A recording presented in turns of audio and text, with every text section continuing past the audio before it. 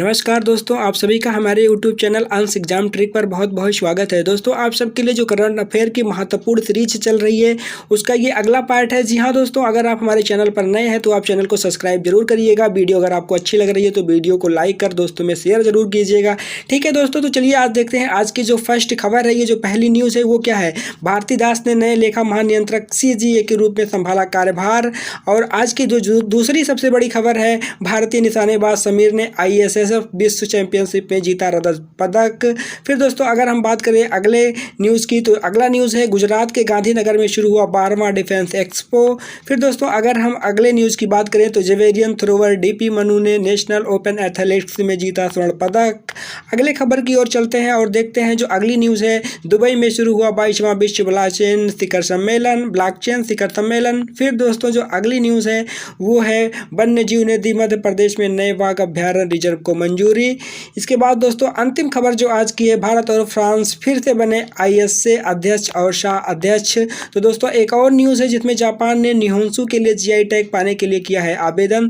तो इन सभी खबरों पर हम आपसे विस्तार में चर्चा करने वाले हैं, क्योंकि आने वाला जो एग्ज़ाम होगा, आप कोई भी एग्ज़ाम की तैयारी कर रहे हैं, आप SSC का एग्ज़ाम देने वाले हैं या फिर आप रेलवे का एग्ज़ाम देने वाले हैं, तो ये वीडियो आपके लिए बहुत ही महत्वपूर्ण होने वाली है। फिर दोस्तों अगर हम बात करें अभी भारती दास की, तो भारती दास नए लेखा महानियंत्रक CGA के रूप में कार्यभार अपना संभाल लिया है। तो दोस्तों सिविल लेखा सेवा अधिकारी भारती दास ने 18 अक्टूबर 2022 को नए लेखा महानियंत्रक CGA के रूप में कार्यभार संभाला है। दास CGA का पद संभालने वाले 27वें अधिकारी हैं। इससे पहले दास ने केंद्रीय प्रत्यक्ष कर बोर्ड में प्रधान मुख्य लेखा नियंत्रक के रूप में कार्य किया है।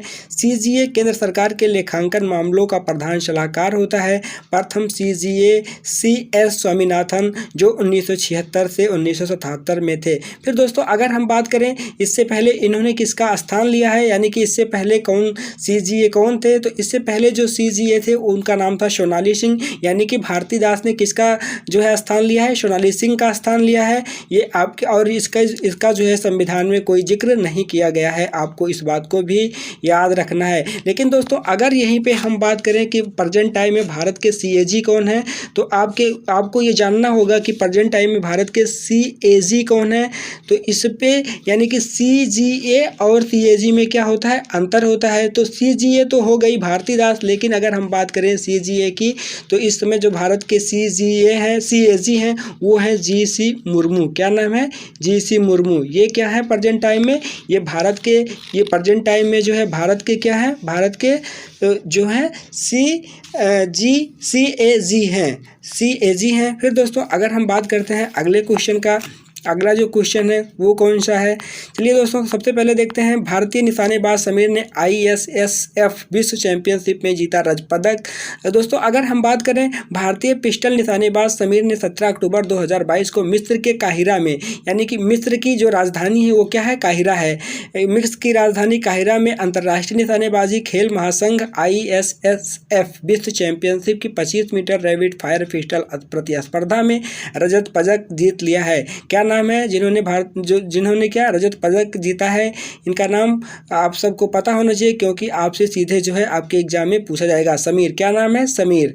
इसके बाद दोस्तों अगर हम बात करें, समीर ने पदक मैच में 23 हिट लगाए और 25 हिट के साथ स्वर्ण पदक जीतने वाले चीन वांग सिवेन से पीछे रह गए। यानी कि जो स्वर्ण पदक ISSF में स्वर्ण पदक किसने जीता है, तो चीन के वांग सिवेन। और इसके बाद इनसे पीछे कौन रह गए, इनसे पीछे रह गए समीर, जिन्होंने क्या जीता है, रजत पदक जीता है। ये भारत के रहने वाले हैं और जो है ये भारत के रहने वाले हैं, और वांग स्वियन जो कि चीन के रहने वाले हैं, उन्होंने स्वर्ण पदक जीता है।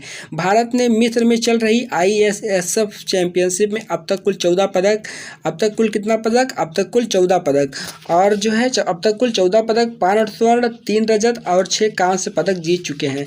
यानी कि ISSF चैंपियनशिप में अब तक कुल 14 पदक, 5 स्वर्ण और 3 रजत 6 कांस्य के साथ जो है भारत इस मैच में खेल रही है। फिर दोस्तों अगर हम बात करते हैं अगले क्वेश्चन की, तो अगला क्वेश्चन आपको दिख रहा होगा डिफेंस एक्सपो। अगला क्वेश्चन जो है defence expo India ministry of defence, किसके द्वारा चलाया जाता है ये कार्यक्रम, ministry of India. Path to pride. Gujarat के गांधीनगर में शुरू हुआ 12वां defence expo. Path to pride की थीम के साथ डिफेंस एक्सपो का 12वां संस्करण 18 अक्टूबर 2022 को गुजरात के गांधीनगर में शुरू हुआ। तो दोस्तों सबसे पहले आपको इस बात को याद रखना है कि जो डिफेंस एक्सपो 2022 है, क्या दोस्तों, जो डिफेंस एक्सपो 2022 है उसका जो क्या है थीम है, वो क्या है, पाथ टू प्राइड। क्या थीम है, पाथ टू प्राइड। इस बात को आपको ध्यान में रखना है।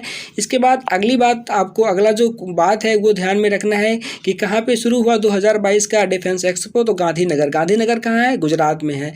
फिर दोस्तों अगर हम बात करें उद्देश्य क्या है, घरेलू रक्षा आवश्यकताओं को पूरा करना और मित्र देशों की ज़रूरत को पूरा करना, ये जो है क्या है, लक्ष्य है। अगर दोस्तों हम बात करते हैं, यह विशेष रूप से भारतीय कंपनियों को प्रदर्शित करने वाला इस आयोजन का पहला संस्करण है। यह विशेष रूप में भारतीय कंपनियों को प्रदर्शित करने वाले इस आयोजन का पहला क्या है, संस्करण है। अगर हम आगे बात करते हैं, डिफेंस एक्सपो के इतर भारत और अफ्रीका रक्षा वार्ता का भी आयोजन किया गया है, यानी कि भारत और अफ्रीका रक्षा वार्ता का भी आयोजन यहाँ पर किया गया है। फिर दोस्तों अगले खबर पे चलते हैं। जो अगली खबर है जो हमारे एग्जाम के लिए बहुत ही इंपॉर्टेंट है, जेवेलियन थ्रो डीपी मनु ने नेशनल ओपन एथलेटिक्स में जीता स्वर्ण पदक। इन्होंने क्या जीता है, स्वर्ण पदक जीता है। डीपी मनु, क्या नाम है, DP Manu, national open athletics में जीता है क्या, स्वर्ण पदक। फिर दोस्तों अगर हम बात करते हैं, भारतीय जेवेलियन थ्रोवर डीपी मनु ने 18 अक्टूबर 2022 को बेंगलुरु में नेशनल ओपन एथलेटिक्स चैंपियनशिप में 81.23 मीटर के सर्वश्रेष्ठ थ्रो के साथ पुरुषों की प्रतियोगिता में स्वर्ण पदक जीता है। किसी अन्य एथलीट ने फाइनल में 80 मीटर का आंकड़ा पार नहीं किया है। तो दोस्तों इन्होंने एक रिकॉर्ड बनाया है जो अभी तक किसी ने नहीं किया है, उसको जो है पार किया है। इनका ये याद रखना है क्योंकि हमारे लिए इम्पोर्टेंट है। इन्होंने कितना जो है कितना दूर फेंका है, तो आप देख रहे हैं कि 81.23 मीटर के सर्वश्रेष्ठ थ्रो के साथ पुरुषों में प्रतियोगिता में क्या जीत लिया है, स्वर्ण पदक जीत लिया है। किसी अन्य एथलीट ने फाइनल में 80 मीटर का आंकड़ा पार नहीं किया है। दोस्तों ये जो है इस प्रतियोगिता की बात हो रही है। हालांकि आप सबको पता है कि 85.5 मीटर्स जो है फेंक कर नीरज चोपड़ा ने कहाँ पे जो है क्या जीता था, कमेंट बॉक्स में आप बताइएगा कि स्वर्ण पदक नीरज चोपड़ा ने किस गेम में जीता था। तो आपको इसका अगर आपको आंसर पता होगा तो आप जो है कमेंट बॉक्स में बताइएगा। जी हाँ दोस्तों, अगर आगे चलें, पूर्व राष्ट्रीय चैंपियन रोहित यादव ने 79.8 मीटर के सर्वश्रेष्ठ प्रयास से रजत पदक जीता है। इस बात को भी याद रखना है कि रजत पदक किसने जीता है, रोहित यादव। कितना फेंका है, 79.80 मीटर। इसके बाद दोस्तों अगर हम आगे बात करें, मनु ने अक्टूबर 2022 में गुजरात में हुए 36वें राष्ट्रीय खेलों में स्वर्ण पदक जीता था। फिर दोस्तों हम चलते हैं अगले खबर की तरफ। जो अगला खबर है वो क्या है, दुबई में शुरू हुआ 22वां विश्व ब्लॉकचेन शिखर सम्मेलन। विश्व ब्लॉकचेन शिखर सम्मेलन का 22वां वैश्विक संस्करण 17 से 19 अक्टूबर को 2022 तक दुबई में आयोजित हो रहा है। शिखर सम्मेलन ब्लॉकचेन पर बातचीत और कार्रवाई शुरू करने के लिए सरकार और निवेशकों सहित विशेषज्ञों को एक साथ लाने का प्रयास है। अगला शिखर सम्मेलन 2022 को बैंकॉक में आयोजित किया जाएगा। अगला शिखर सम्मेलन 2022 में कहाँ पे, बैंकॉक में क्या किया जाएगा, आयोजित किया जाएगा। ब्लॉकचेन एक विकेंद्रीकृत वितरित बही खाता है जो डिजिटल संपत्ति के स्वामित्व के रिकॉर्ड को इकट्ठा करता है। तो दोस्तों अगले खबर की ओर चलें उससे पहले आप देख रहे हैं ये टाइगर। जी हाँ दोस्तों, वन्य जीव ने दी मध्य प्रदेश में नए बाघ अभ्यारण्य रिजर्व को मंजूरी। क्या, वन्य जीव ने दी मध्य प्रदेश में नए बाघ अभ्यारण्य रिजर्व को मंजूरी। मध्य प्रदेश वन्य जीव बोर्ड ने अक्टूबर 2022 में पन्ना टाइगर रिजर्व पीटीआर के बाघों के लिए एक नए रिजर्व को मंजूरी दे दी।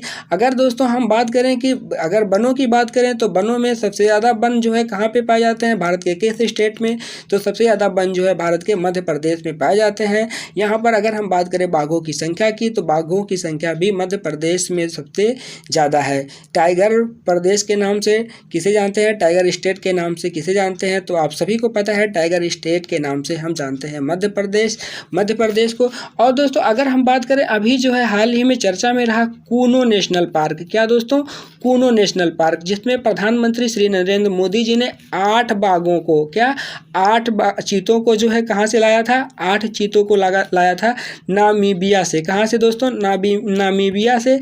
तो दोस्तों इस बात को भी याद रखना, कहाँ से लाया था, नामीबिया से। किस नेशनल पार्क में इन्हें रखा गया है Kuno national park. Kuno national park कहाँ है? तो कूनो नेशनल पार्क जो है मध्य प्रदेश में है। और जो है कितने चीतों की संख्या थी? तो इसमें चीतों की संख्या जो टोटल थी वो 8 थी। तो दोस्तों बात करते हैं अगर हम अगले टॉपिक की, तो ऐसा इसलिए किया गया है क्योंकि केन बेतवा नदियों को जोड़ने के लिए पीटीआर का 1/4 हिस्सा जलमग्न हो जाएगा। क्योंकि जो केन बेतवा लिंक जो नदी जोड़ो परियोजना है उसको ध्यान में रखते हुए पीटीआर का 1/4 हिस्सा जलमग्न हो जाएगा। 2339 वर्ग किलोमीटर का नया टाइगर रिजर्व, जिसे दुर्गावती टाइगर रिजर्व कहा जाएगा, नरसिंहपुर, दमोह और सागर जिलों में स्थित होगा। फिर दोस्तों ये टाइगर से संबंधित बात थी, जैसे कि आप सबको पता है कि टाइगर स्टेट के नाम से एमपी को जाना जाता है। और दोस्तों कूनो नेशनल पार्क कहाँ पर है? तो मध्य प्रदेश में है, आप सबको पता है। और फिर दोस्तों अगर हम बात करते हैं अगले खबर की, भारत और फ्रांस फिर से बने आईएसए के अध्यक्ष और शाह अध्यक्ष। भारत और फ्रांस को अंतर्राष्ट्रीय सौर गठबंधन आईएसए के अध्यक्ष और शाह अध्यक्ष के रूप में फिर से चुना गया है। केंद्रीय ऊर्जा और नवीकरणीय ऊर्जा मंत्री आरके सिंह को अंतर्राष्ट्रीय सौर गठबंधन के अध्यक्ष। इस बात को आपको ध्यान रखना है कि जो आईएसए के अध्यक्ष हैं उनका नाम क्या है? ऊर्जा मंत्री आरके सिंह को अंतर्राष्ट्रीय सौर गठबंधन के अध्यक्ष। और फ्रांस के विकास राज्य मंत्री क्रिशोला जाचारोपोली, क्या नाम है? नाम तो बहुत अच्छा है दोस्तों, क्रिशोला जाचारोपोलू को शाह अध्यक्ष के रूप में चुना गया है। तो ये नाम आपके लिए इम्पोर्टेंट है। आपके लिए ज़्यादा इम्पोर्टेंट नाम कौन है? नवीकरणीय ऊर्जा मंत्री आरके सिंह। क्या आरके सिंह का नाम जो है आपके लिए बहुत इंपॉर्टेंट है, क्योंकि आरके सिंह को अंतर्राष्ट्रीय सौर गठबंधन का अध्यक्ष बनाया गया है। और आपको बता दें इन्होंने किसका स्थान ले लिया है? तो इन्होंने अजय माथुर का स्थान लिया है। अभी तक जो है कौन थे इसके अध्यक्ष? तो अजय माथुर थे। और इसका मुख्यालय कहाँ है? तो इसका मुख्यालय गुरुग्राम हरियाणा में है। आपसे पूछा जा सकता है कि अंतर्राष्ट्रीय सौर गठबंधन का मुख्यालय कहाँ पर है? तो अंतर्राष्ट्रीय सौर गठबंधन का मुख्यालय गुरुग्राम हरियाणा में है। फिर दोस्तों अगर हम चलें अगले खबर की तरफ देखें, आईएसए की 5वीं सभा 17 अक्टूबर 2022 को नई दिल्ली में शुरू हुई। ये भी आपके लिए बहुत ही इंपॉर्टेंट है। अंतर्राष्ट्रीय सौर गठबंधन यानी कि इंटरनेशनल सोलर अलायंस की जो 5वीं सभा 17 अक्टूबर 2022 को नई दिल्ली में शुरू हुई। आपसे पूछेगा कहाँ पे शुरू हुई, तो आप बताएंगे नई दिल्ली में शुरू हुई। फिर दोस्तों अगर हम बात करें अगले टॉपिक की और चलिए अगले क्वेश्चन पर और देखें अगले न्यूज़ को, जो जापान ने निहोंसु के लिए जीआई टैग पाने के लिए क्या किया है? आवेदन किया है। जी हाँ दोस्तों, जापान ने निहोंसु के लिए जीआई टैग पाने के लिए आवेदन किया है। नई दिल्ली में स्थित जापान के दूतावास ने एक मादक पेय निहोंसु के लिए जीआई टैग की मांग करते हुए एक आवेदन दायर किया है। पहली बार जापान ने किसी उत्पाद के लिए चेन्नई में जीआई रजिस्ट्री में टैग के लिए आवेदन मांगा है। इसलिए दोस्तों ये क्वेश्चन आपके लिए बहुत ही इंपॉर्टेंट होगा। आपसे पूछ लेगा निहोंसु क्या है? तो निहोंसु जो है एक मादक पेय जो है पदार्थ है। निहोंसु क्या है? मादक पदार्थ है जिसे जीआई टैग के लिए आवेदन किया है। जीआई टैग के लिए आवेदन जापान ने किया है। कहाँ पर? चेन्नई में।